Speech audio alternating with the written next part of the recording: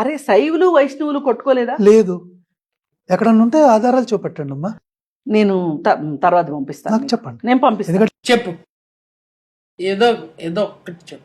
మరి సతీసాగమనం ఎక్కడి నుంచి వచ్చింది? మీ ఇంట్లో మీ పూర్వీకులు ఎంతమంది సతీ చేసుకున్నారు చెప్పండి అమ్మా. నా ఇంట్లో ఎవరు లేరు. జనరల్గా ఏం ప్రచారం చేస్తారంటే భార్యని బలవంతంగా చితికెక్కిచ్చారు. అది సతి కాదమ్మా. సతి అంటే స్వచ్ఛందంగా భార్యకి భర్త ఇష్టమైతే స్వతంత్రంగా చేసుకోవడం వేరమ్మా. బాగైందా?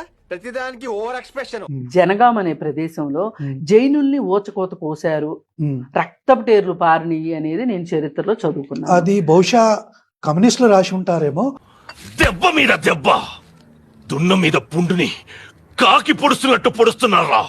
ఇంకోటి మీరు చెప్తున్న బుద్ధుల మీద జైనుల మీద హిందువులు అత్యాచారం చేశారన్నారు కదా. మీరు అంబేద్కర్ గారి బుక్ ఒకటి చూడండి. బుద్ధిజం ఇండియాలో నశించడానికి కారణం ఇస్లాం ఆయన స్టేట్మెంట్ ఉంది.